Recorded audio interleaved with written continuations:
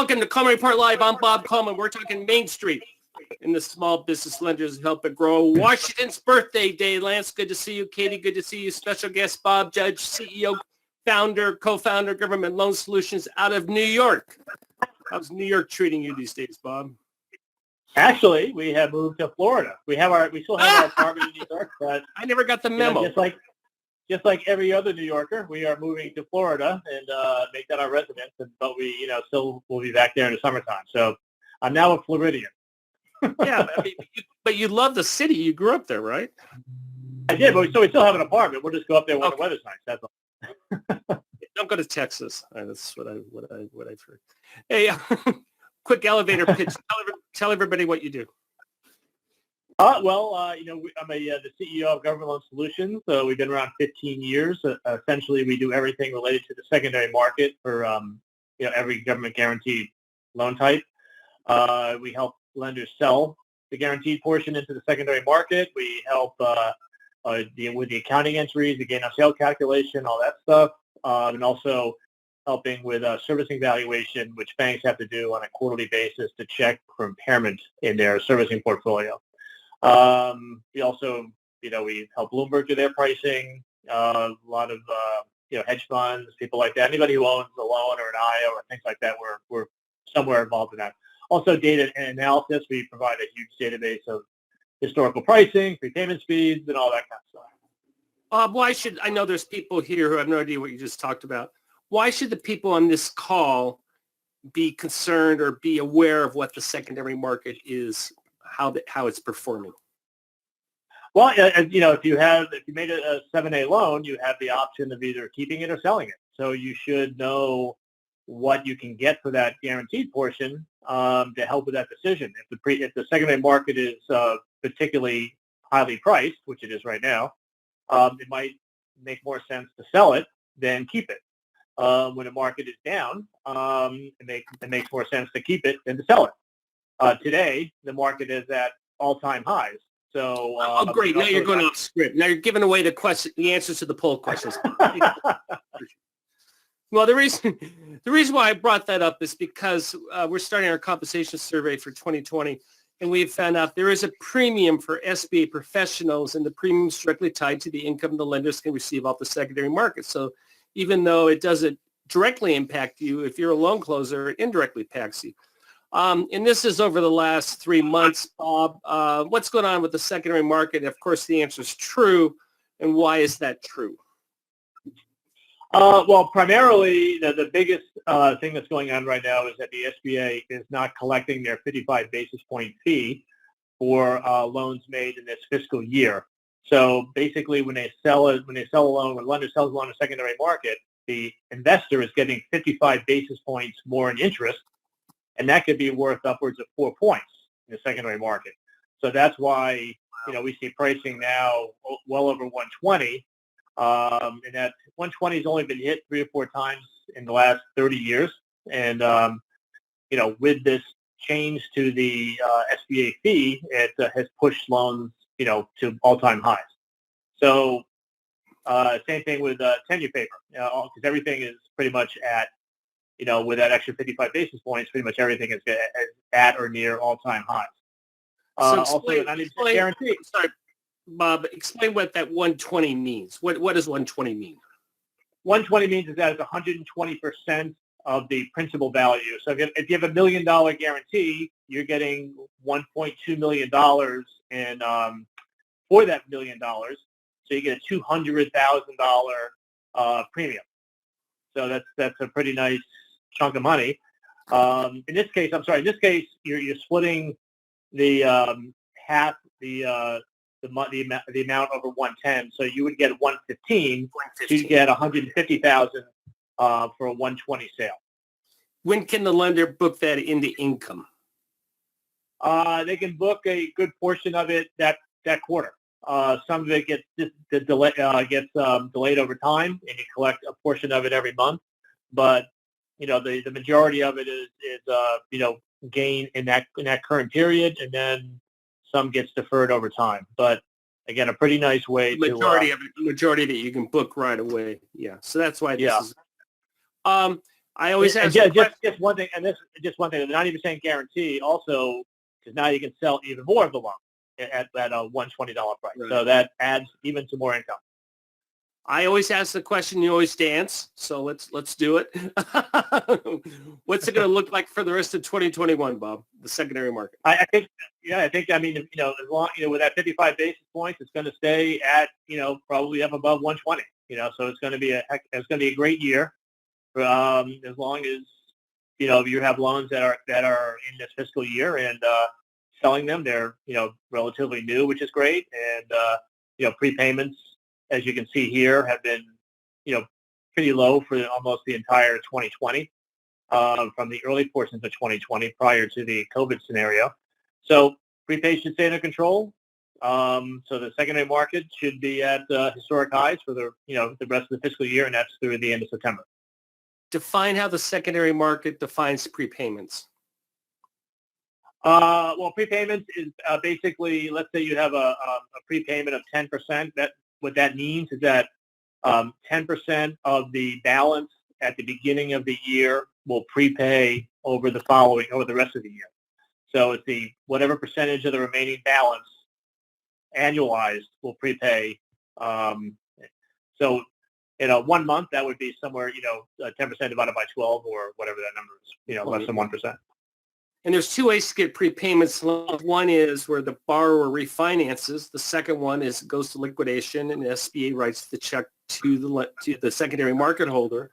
So the secondary market holder doesn't care if the prepayments they don't care where it comes from. They just want to know how it goes in the formula. Lance, all these deferments, how's that going to affect our prepayment level in 2021? Do you agree with Bob's numbers? Well, I think that the 11-12 payments are going to certainly slow their prepayments over the next few months. But as we know from information provided last week, we are getting less 11-12 payments than originally anticipated. So, guys, I've been preaching this for a long time. Once we get out of the 11-12 payment period, we're going to find out where the problems are. And there's going to be plenty of servicing and liquidation activity in the second half of 2020. Yeah, Katie's been reporting on a lot of troubling statistics in terms of companies and restaurants and hotels, occupancy rates and failures. Let's go to this second question, then we're going to turn over to Katie, and she's going to tell us what President Biden is going to talk about today. Real quick, SBA 7A default rates are increasing or decreasing? And Lance, I'll let you take this softball. Well, I think that it's hard for the default rates to increase when SBA is making the payment. So I'm going to say decreasing, but yeah, doesn't mean that again, Bob, there are a lot of restaurants out there that the only thing that's holding them on are PPP loans and 11-12 payments. So we're going to find out what businesses are going to make it. My guess is we're going to start seeing it in July, August, September. So I just encourage every participant bank to make sure your servicing and liquidation skill set is strong. Katie, let's talk about President Biden. We got a notice this morning he's going to be announcing some changes about PPP at 3 o'clock Eastern. What do we anticipate he will be saying? Yeah, so this morning the White House did post on their website that generally what the plan is going to be.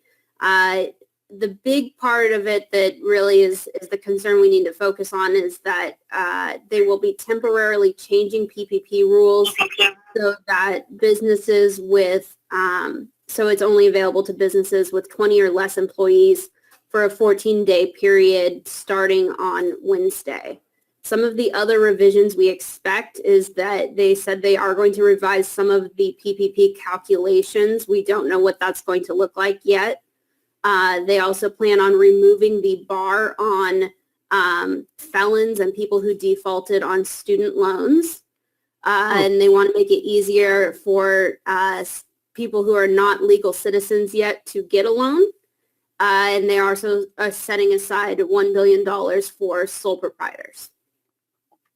Katie, are these changes announced because we have a funding issue? Is this more of a perception issue because it's only for 2 weeks? Yeah, they want to focus more on making sure, especially those really small businesses are getting the funds. I believe so far they are, but they want to make sure that pattern continues. I don't think that 20 employee or less plan is going to affect as many people as it might sound like, because 98% of businesses are that. So it's a little bit of a shocking announcement, but I think it's not going to affect quite as many people as you think it might. It is going to really probably disappoint a lot of borrowers, though, when they hear this. Lance, what's your take? Well, I think they're doing things for the perception, Bob. I agree with Katie completely. When PPP first rolled out last year, there were a lot of larger organizations with a large number of employees that were applying. The second round of funding, it was mostly smaller companies with fewer employees, smaller PPP loans. And quite frankly, Bob, I think that, yes, on paper it sounds good, but is it going to impact things dramatically? I don't think so. Okay. I can see some old SBA friends of mine shaking in their boots about some of the proposed changes related to felons, defaults on student loans. What's the next thing I'd around? like to clarify that that's felons or defaults, not felons. Yeah, not both.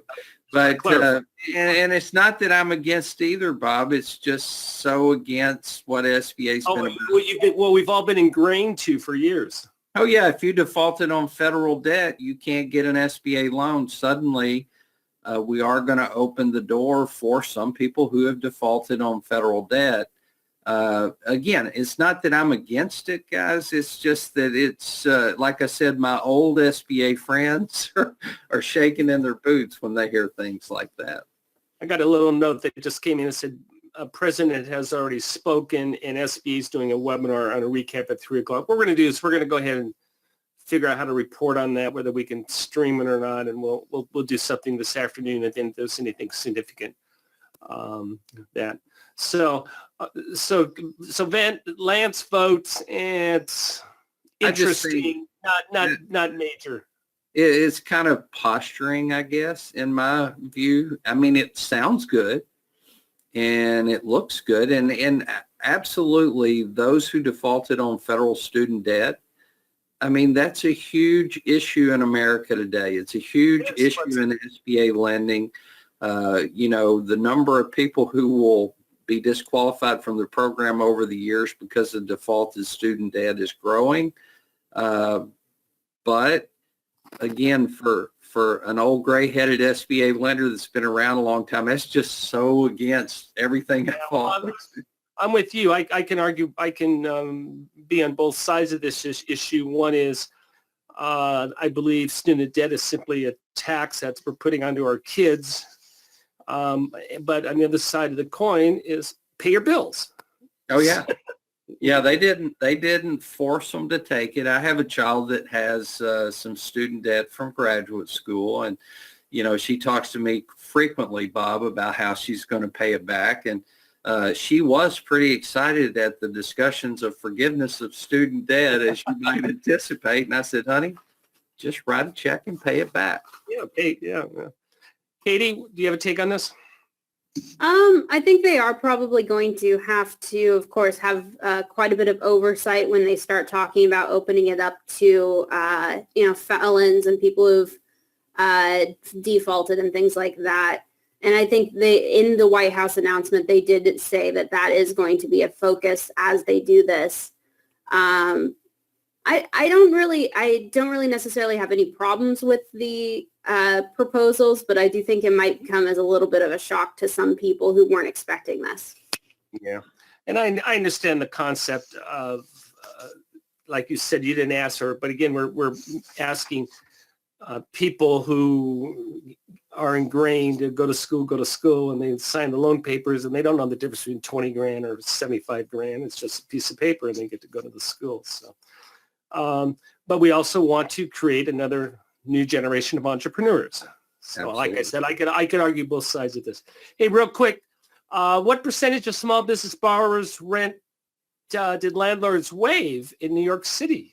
The time frame was sometime last year.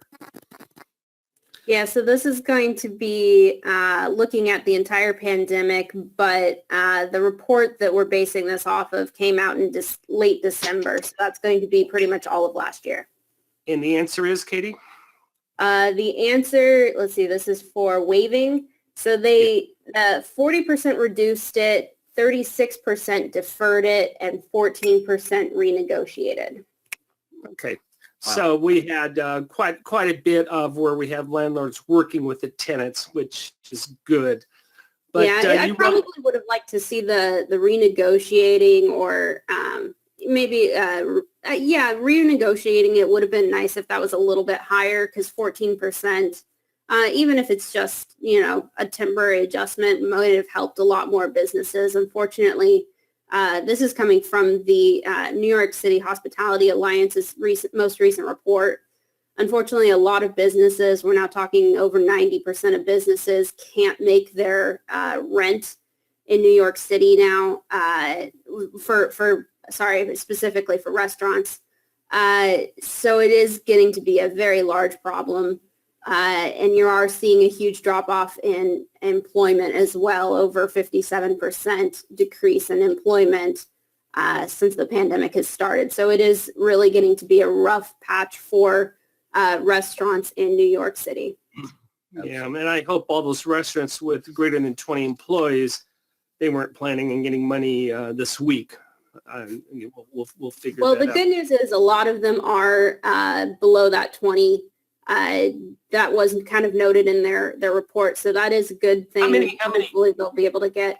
Do you know offhand how many? I don't have the numbers in front of me right now. I know it was a decent portion of them that were very small. A lot of them were just those hole-in-the-wall businesses that are mostly takeout anyway, or they got a couple seats out front and that's about it. So it's they'll have less employees at those places, so hopefully they'll still be able to get those PPP loans.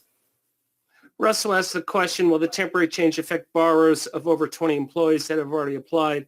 Are they in hold code limbo? Lance, I wouldn't think so.